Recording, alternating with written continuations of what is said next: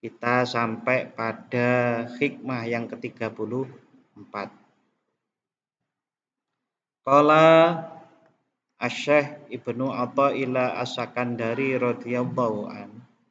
Syekh Ibnu Athaillah radhiyallahu an beliau berkata, "Ma tawaqqafa matlabun anta talibuhu bi rabbik wala tayassara matlabun anta talibuhu bi nafsik." Ma tawaqqafa, engkau tidak terhalang. Ma tawaqqafa, tidak terhalang, matlabun, permohonan, anta, permohonanmu darimu, talibuhu, yang mana engkau meminta permohonan tersebut, birobbika, kepada Allah. Wala tayassara, dan tidak gampang. Kalau tadi dan terhalang, kalau sekarang tidak gampang. Matlabun, permohonan, anta, yang mana engkau, talibuhu, yang memohon permohonan tersebut, binafsika, mengandalkan dirimu. Saya baca bahasa Indonesia ringkas nggih. Apa yang engkau minta tak akan terhalang selama engkau memintanya kepada Tuhanmu. Namun apa yang engkau minta tak akan datang selama engkau mengandalkan dirimu sendiri. Lalu kemudian Asy-Syarqawi menjelaskan, ma tawaqqafa, tidak terhalang, ai ta'assara, maksudnya tidak sulit, matlabun, sebuah permohonan, min matalibid dunya, baik itu permohonan dunia wal akhirah, maupun permohonan akhirat, anta talibuhu, yang engkau menjadi pemohonnya terhadap permohonan tersebut, birabbika, kepada Tuhanmu. Ai mulahidun, yang bermakna bahwasanya engkau fokus fi hali talabihi, di saat memohon kepada Rabbaka, kepada Allah, hadirul qalbi, dengan hadirnya hati, ma'ahu, besertamu, mu'tamidan, serta bergantung alaihi, kepada Allah, fi taisiri dalikal matlab, di dalam mudahnya terkabulnya doa tersebut. Oke, Bapak-bapak, Ibu-ibu, saudara-saudari, sederhananya manusia niku, terutama yang mukmin muslim, itu permohonannya dapat digolongkan menjadi dua. Yang pertama permohonan masalah akhirat, yang kedua permohonan masalah dunia. Masalah akhirat itu, ya Allah, berilah saya kekuatan, tolonglah saya agar dapat berzikir kepadamu, bersyukur kepadamu. Ya Allah, wafatkanlah aku dalam keadaan husnul khotimah. Lah, itu semua namanya permohonan-permohonan yang akhirat. Permohonan-permohonan yang non akhirat itu umpamanya, ya Allah, saya punya keinginan mencapai cita-cita agar anak saya bisa menjadi pegawai negeri. Nah, umpamanya seperti itu gitu.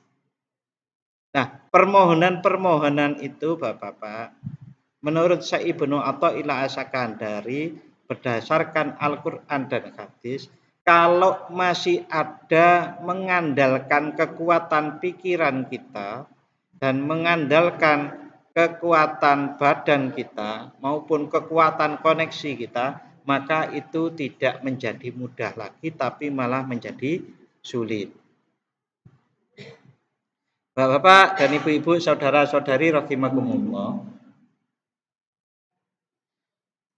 perang Badar itu kan perang yang paling pertama kali nggih, antara umat muslim dengan orang kafir Quraisy yang ada di Mekah. Jumlahnya niku 3-1. Oke, nanti dicek lagi, mudah-mudahan saya tidak tidak lupa nih. Perbandingannya adalah 313 dengan 1000. Gampangannya 3 banding 1. Jadi satu orang muslim melawan kaum kafir musyrik jumlahnya 3. Nah, Bapak-bapak, ibu-ibu dan saudara-saudari, perang Badar niku menang napa kalah? Menang. Perang Badar niku menang. Menang dan kemenangannya niku dengan gemilang. Lalu sesudah sekitar 10 tahun dari peperangan itu, 10 tahun atau 9 tahun, terjadi peperangan lagi yang namanya Perang Hunain. Selama 10 tahun niki umat Islam niku tambah banyak, tambahnya banyak, mboten hanya banyak, tapi banyak. Banyak sekali yang masuk Islam. Wah, pasukannya kan jadi banyak, ngoten. Berangkat ke daerah Hunain untuk berperang. Nah, ternyata Bapak-bapak di sana niku ada di dalam hati para pasukan muslim itu adalah, wow, aku akeh menang iki, kan ngoten. Nah, niku malah ternyata sempat kocar-kacir. Kocar-kacir sampai lari, ibaratnya orang lari dari peperangan itu. Wah, wis bakalan kalah. Lari. Nah, ternyata itu kemudian diingatkan bahwasanya mereka tidak boleh mengandalkan kekuatannya banyaknya itu. Karena kalau itu dilakukan, maka yang terjadi adalah kekalahan, kepasrahannya kepada Allah itu berkurang. Dan itu disebut di dalam Quran surat Al-Anfal. Oh, ngapunten. Itu di dalam Quran surat At-Taubah ayat 25. Laqad nasarakumullahu fi mawatina katsirah wa yauma Hunain id a'jabatkum kasratukum falam tughni ankum syai'a wa daqat 'alaikumul ard bima rahubat summa wallaitum mudbirin. Sungguh Allah telah menolong kamu kaum mukminin di banyak medan perang, termasuk peperangan Badar, peperangan Khandaq, peperangan Uhud niku nggih. Selamat lah ibaratnya. Dan ingatlah ketika perang Hunain, ketika jumlahmu yang besar membanggakan dirimu, tetapi jumlah yang banyak itu sama sekali tidak berguna bagimu. Dan bumi yang luas itu terasa sempit bagimu. Karena kalah, Pak. Kemudian kamu berbalik ke belakang dan lari tunggang langgang. Sampai seperti itu. Tapi kemudian balik lagi, kemudian menang. Intinya Bapak Ibu, kalau kita mempunyai permohonan, entah itu permohonan akhirat maupun permohonan dunia, jangan mengandalkan diri kita. Ya Allah, kula pun belajar. Ya Allah, kula pun tahajud. Ampun ngoten. Ya Allah, kula niku kawula ingkang dhaif, lemah yang tidak berdaya apa-apa. Oleh karenanya ya Allah, perkenankanlah untukku, perkenankanlah untuk anakku, perkenankanlah untuk suamiku, istriku. Doanya apa? Dengan rasa ketidakberdayaan. Contohnya pada waktu perang Badar itu karena merasa kalah jumlah, kalah senjata, kalah apa malih ini? Ini biasa. Yang lucu-lucu kalah rupo, kalah bondo, kalah apa malih? Nah, perang Badar itu umat muslim, pasukan muslim niku betul-betul kalah segalanya. Karena kalah segalanya itu maka yang muncul di rasanya, di hatinya itu adalah kepasrahan total. Ya Allah, nek mboten jenengan sing nulung entek niki, Boy. Ngaten to. Ya ditolong sama Allah. Tapi karena perang Hunain, ini yakin para sahabat juga berdoa, tapi masih ada, pasukanku akeh, menang nih. Malah dibalik oleh Allah, malah. Jadi kalau kita berdoa itu letakkan kita betul-betul tidak mampu apa. Loh Pak, kan belajar harus. Loh kalau belajar harus. Ya Allah, mudah-mudahan niku lulus itu ya tetap harus belajar. Tapi rasa kita belajar itu adalah kekuatan belajar diberikan oleh Allah Subhanahu wa taala karena la haula wala quwata illa billahil aliyil azim. Nah, ndonga model ngeten iki yang paling rasanya cepat muncul malah ibu-ibu biasanya. Nggih, Bapak-bapak dan saudara-saudari rahimakumullah.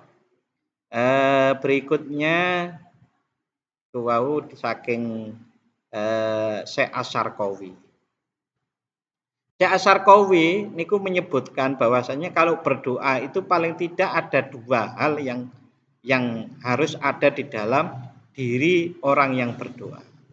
Yang pertama adalah hadirul qalbi ma'ahu. Orang kalau doa itu harus hadirul qalbi ma'ahu. Hatinya niku ndonga. Ampun ndonga mung nuwun sewu bahasa niku hanya di lisan saja atau orang Jawa bilang mung ndermimil ngeten tok. Yang hatinya juga kudu ndermimil ngeten. Jadi nyambung antara lisan dengan hati kita. Panjenengan kalau masih ingat kan pernah saya ajak untuk zikir dalam hati nggih, pernah nggih? Dulu saya nyontohkan begini. Astagfirullahaladzim. Terus diam. Kan sakit bunyi astagfirullahaladzim gitu. La ilaha illallah nggih sakit toh. La ilaha illallah terus diam, tapi melanjutkan la ilaha illallah. Nah, ngoten niku. Nggih. Nah, pundi Pak? Nggih dirasakaken dhewe-dhewe ngoten niku maksudnya. Lah, pada waktu kita berdoa niku pahamilah doanya agar yang kita ucapkan di doa ini juga ada di dalam hati kita. Sami pada waktu kita sholat Allahu Akbar niku nggih Allahu Akbar artinya. Niku namanya hadir hati kita. Allahu Akbar. Allah Maha Besar enten nggih di hati kita niku. Keseluruhan jiwa kita niku enten Allahu Akbar. Nah, Allah niku sinten? Allahu Akbar niku kaya pripun? Nah, niku kudu ngaji. Harus ngaji kalau niku, pelan-pelan ngaji nanti tahu. Oh, Allah itu Maha Ar-Rahman. Jadi saat Allahu Akbar itu Allah Maha Kasih, Allah Maha Sayang, Allah Maha Raja, Allah Maha Bijaksana dan seterusnya. Nah, begitu juga pas doa itu di dalam diri kita mengungkapkan kelemahan kita, mengakui keagungan Allah. Yang pertama itu adalah hadirul qalbi ma'ahu. Enten nggih. Yang kedua, mu'tamidan alaihi. Mu'tamidan niku bergantung. Bahasa Jawa niku gondelan. Gondelan nggih gondelan, pokoknya kayak anak kecil yang kalau lepas gondelannya dari orang tuanya pasti gendong, pasti sakit. Nah, ini kok gitu bayangaken mawon ngoten gondelan nang Gusti Allah. Tapi ya sanes fisik, gandelan rasa kita. Rasa kita ya Allah nek mboten jenengan sing nulung, nek mboten jenengan yang mengabulkan sinten malih. Nggih mung panjenengan. Nggih, itu separuh penjelasan dari Syekh Asy-Syarqawi. Berikutnya wala tayasaro dan tidak menjadi mudah matlabun sebuah permohonan anta yang engkau tolibuhu adalah memohon permohonan tersebut binafsika yang disertai adanya dirimu dalam permohonan tadi. Adanya dirimu niku tadi kalau diperinci itu salah satunya yang dijelaskan adalah kekuatan kita mengandalkan kekuatan pikiran kita, kekuatan tenaga kita, kekuatan koneksi kita. Jadi ndonga iku koyo mung pantes-pantesan. Aku wis sinau kok, krana sinau aku lulus. Nah, mboten ngoten malah.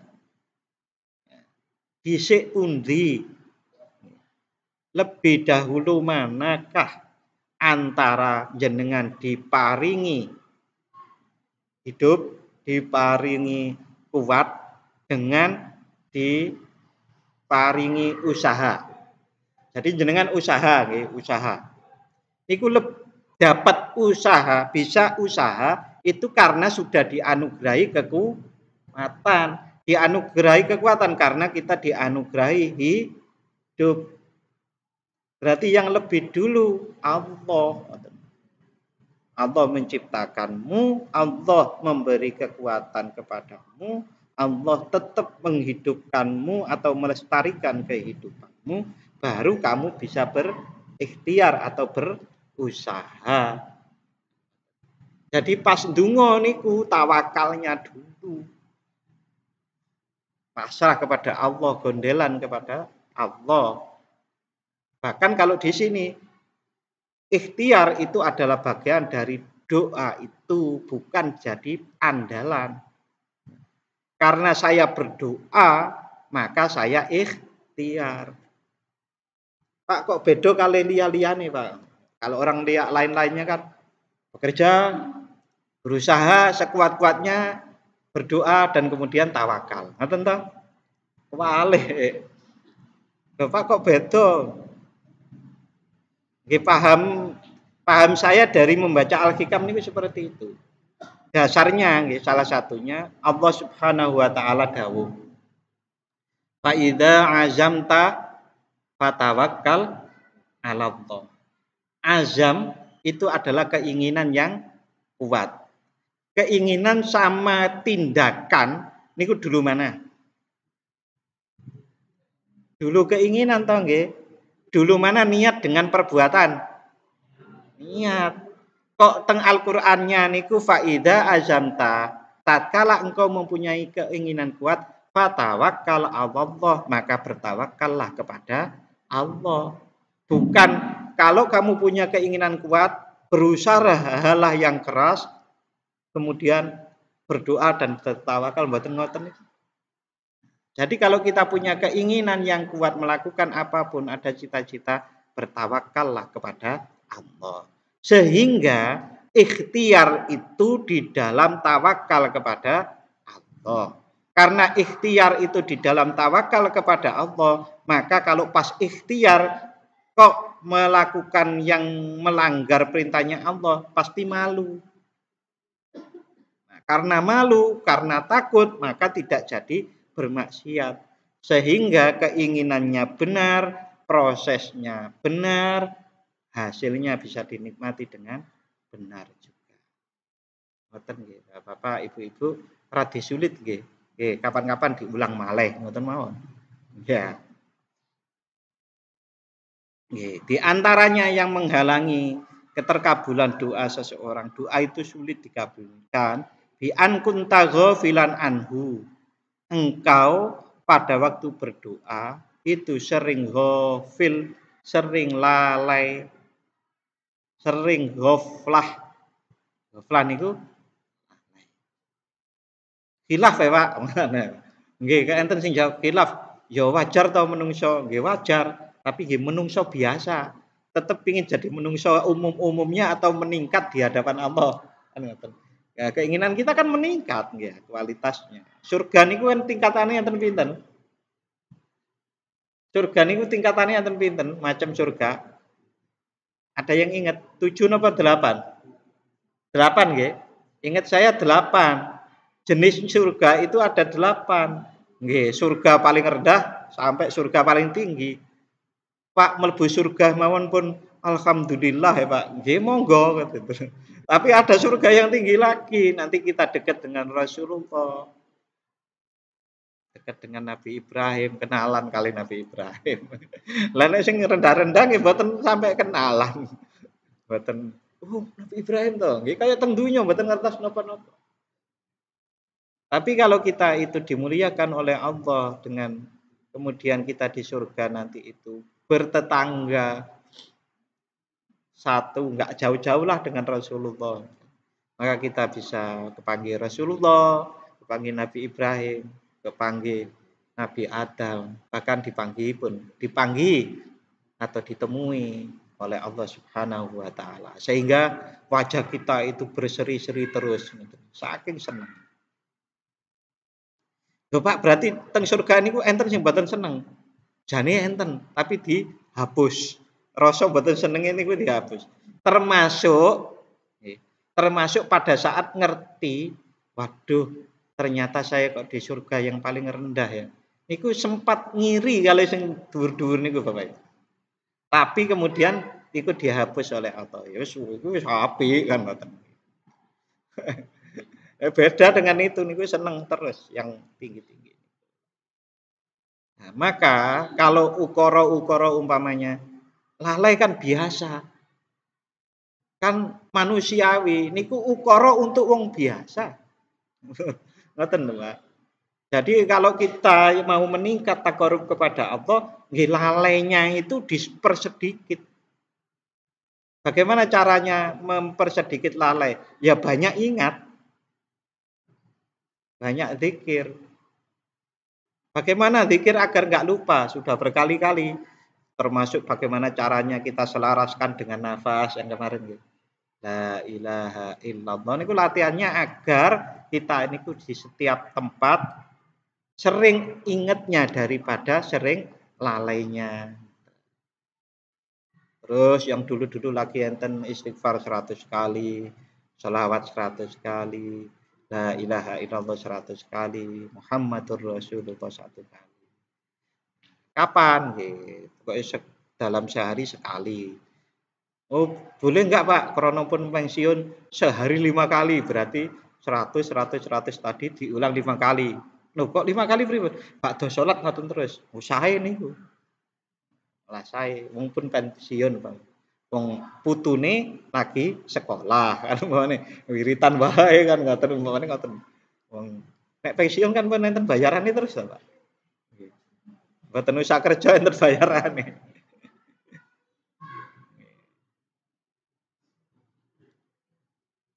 Mu'tamidan ala haulik. Nah, yang pertama tadi bahwa doa niku sulit terkabul kalau doanya sambil lalai atau ghaflah. Yang kedua itu mu'tamidan ala haulik wa quwwatik. Masih gondelan, masih berpegang pada daya dan upaya diri sendiri.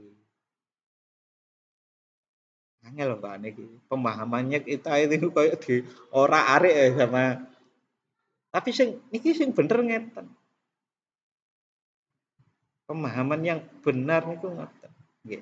Argumennya tadi, lebih dulu mana jenengan itu dikasih kekuatan yang dengan kekuatan itu bisa berikhtiar dengan jenengan dikasih kekuatannya. Kan lebih dulu kekuatannya. Berarti gondelnya kepada Allah. Wong sing ngasih jenengan gondelnya umpamanya kepada barang atau kepada orangnya, kepada kekuatannya atau yang beri kekuatan. Gondel niku nggih bergantung niku kepada yang memberi kepada Allah. Faman anzala hawaijahu dan barang siapa ditempatkan kebutuhan-kebutuhannya. Barang siapa yang menempatkan itu atau mengembalikan kebutuhan-kebutuhannya kepada Allah wal taja'a ilaihi dan mengungsi kepada Allah wal taja'a ilaihi dan mengungsi kepada Allah.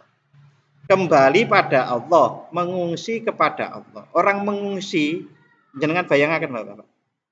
Orang mengungsi niku sing dibawa napa? Sak iso-isone kabeh to. Ngungsi. Naudzubillah min dzalik umpamanya ada orang kena Merapi jeblok niku. Ngungsi niku kan kita saat menuju pengungsian itu harapannya kan kepada yang di tempat pengungsian kita. Wis pokoke nang kono bahaya wis pokoke rono. Kita itu ngungsi pada Allah itu menumpukan segalanya. Wong ngungsi niku pokoke selamat niku ge urip. Pokoke menumpukan semuanya. Niku ngungsi niku ngoten. kalau kita itu mengembalikan dan mengungsikan kebutuhan-kebutuhan kita, menyandarkan, bertawakal, berpegangan kepada Allah, wa tawakkal fi amrihi, dan tawakal kepada aturan-aturan Allah kullihi, semuanya, alaihi, kepada Allah, kafahu, maka Allah akan mencukupi orang tersebut. Kullah mu'natin, yang dicukupi dari semua biaya, wa qarraba alaihi kulla ba'id, dan Allah akan mendekatkan kepadanya apa-apa yang jauh. Wah, rezeki kok ada dicedhake kalau pangeran. Jodoh kok ada dicedhake karo pangeran. Wa yassara lahu kulla asir, dan Allah akan membuat mudah atau gampang untuk orang tersebut kulla asir, sesuatu perkara-perkara yang sulit. Wa man sakana ila ilmihi, niku titik. Wa man sakana ila ilmihi, dan barang siapa yang tentram, yang condong, yang cenderung ila ilmihi, atau yang menumpukan harapan ila ilmihi, kepada ilmunya, wa aklihi, dan akalnya, wa atamada ala haulihi, dan berpegang kepada daya, wa quwwatihi, dan upayanya, wakkalahullahu ta'ala, maka Allah akan memasrahkan dia ila nafsihi, kepada dirinya sendiri, wahadalahu, dan Allah akan menghinakannya, alam tanjah, maka dia tidak bejo, tidak hasil matolibuhu, apa-apa yang dicarinya, walam tatayassar, dan tidak menjadi mudah ma'aribuhu, tujuan-tujuannya, walamma kana min asyrafil matalib,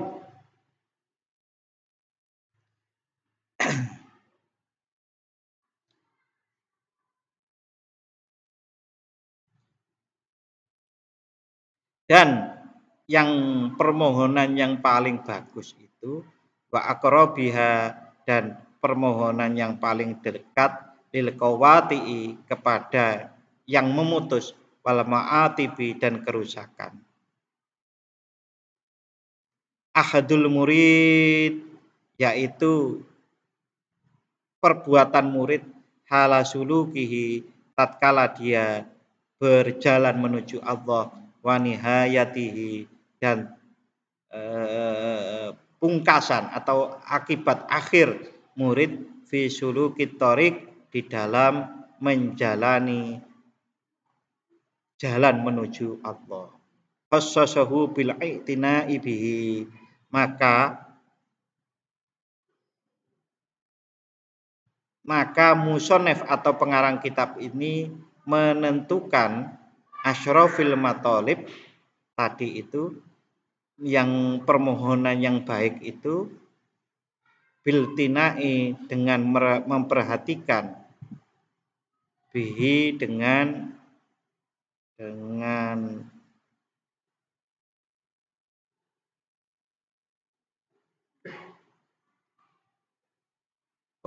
perkataan, fakola, dengan kalam berikutnya, min alamatin najhi, dan setengah atau sebagian dari tanda keberuntungan, fin nihayati, di akhirnya, itu adalah arruju'u, kembali ilallah, kepada Allah, fil bidayati, di dalam permulaannya. Insya Allah yang ini akan kita bahas minggu depan.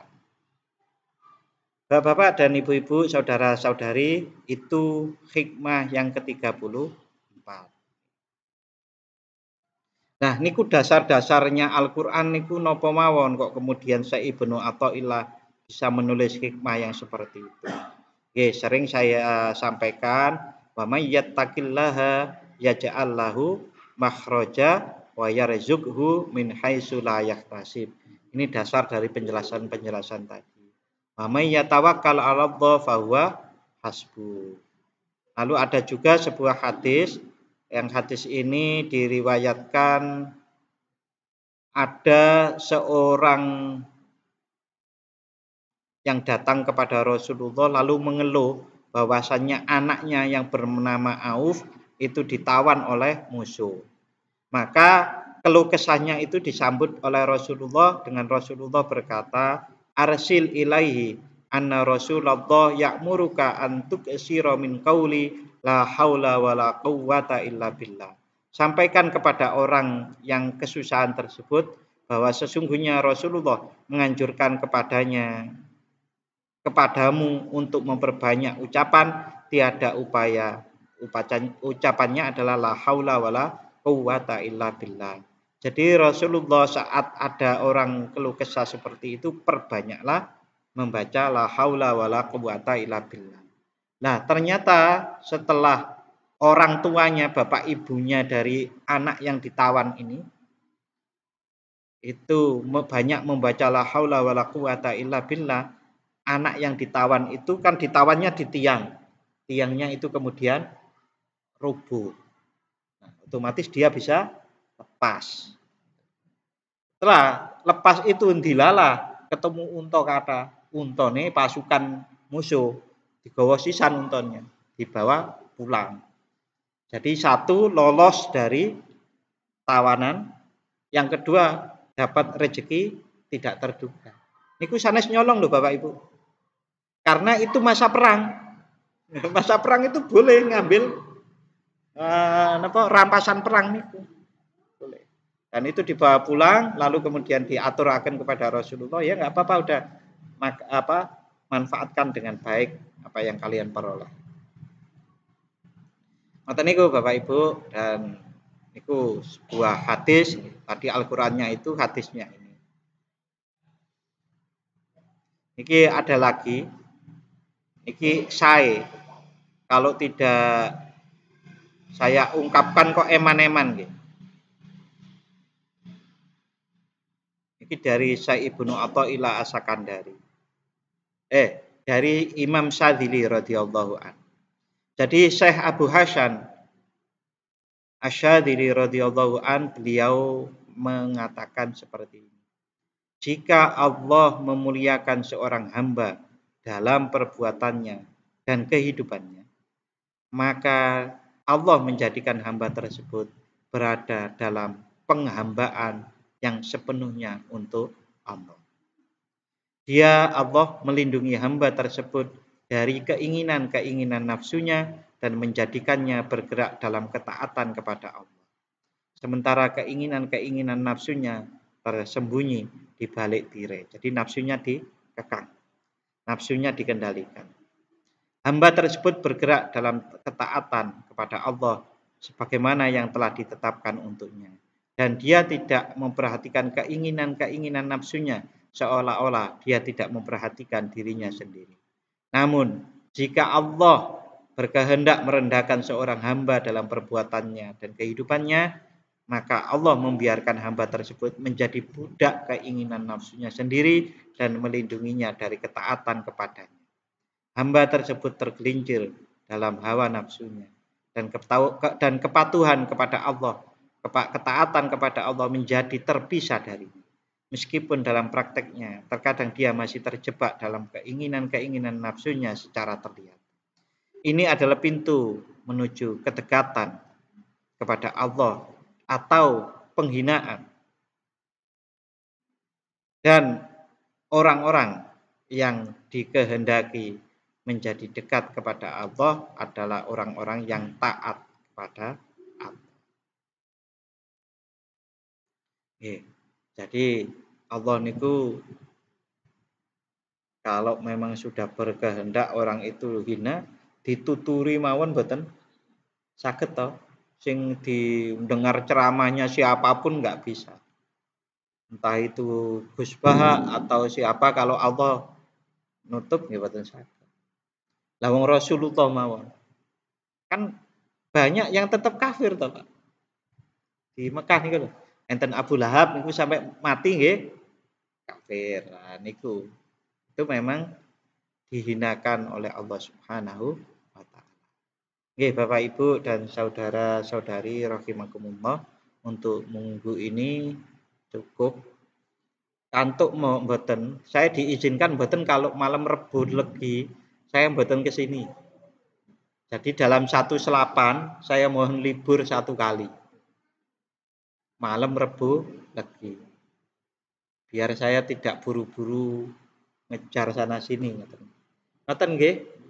Nggih, jadi setiap Rebo Legi nek mboten salah pada tanggal 31 kalau mboten salah niku kan Selasa malam Rebo niku Rebo Legi. Nah, saya izin untuk minggu depannya libur. Nanti nggih dalam selapan itu cuma satu kali.